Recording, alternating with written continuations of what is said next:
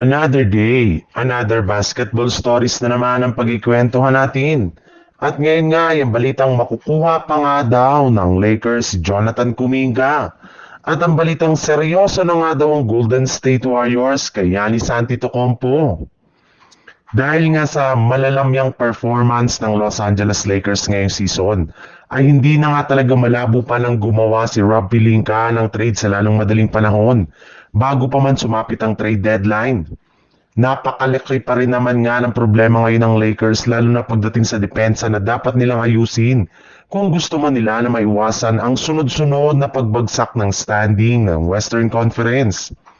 At bagamat man nga si Giannis Antetokounmpo ang pinakagustong makuha ng Lakers, ay may ilang pa rin naman ngang magagaling na players ngayon na madali nilang makuha sa isang trade katulad na lang ni Andrew Wiggins mula sa Miami Heat.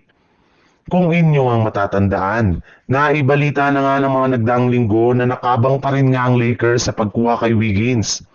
Ayon pa nga dito, maaari nga daw i-offer ng Lakers sa Miami Heat ang kanilang mga players na sina Rui Hachimura, Dalton Kenick, Maxi Kleber at isang second round pick para lamang makuha si Andrew Wiggins at Kesha Johnson.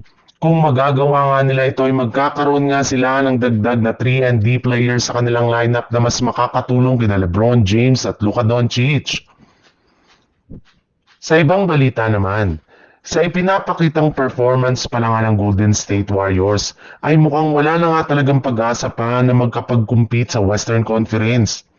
Kahit man nga andyan sina Stephen Curry at Jimmy Butler, ay hirap na hirap pa rin nga sila na makakuha ng panalo sa kanilang mga laro. Kaya malinaw na nga na kailangan na talaga ng Warriors na gumawa ng trade as soon as possible. At kung sakali man nga na gumawa sila ng trade ay posible nga dito nilang i-offer ay walang iba kundi si Jonathan Kuminga na siyang nag-iisang player nila na may pinakamataas na trade value ngayong season. Maaari nga daw nila itong magamit para makakuha ng ilang malalaking pangalan sa trade market na si Giannis Antetokounmpo mula sa Milwaukee Bucks. Mula sa Sacramento Kings, alam naman nga po ninyo na matagal na nga gustong umalis ni Kuminga sa Warriors. At eto na nga ang pagkakataon niya na lumipat sa ibang kupunan at magkaroon ng oportunidad na maipakita ang kanyang tunay na laro.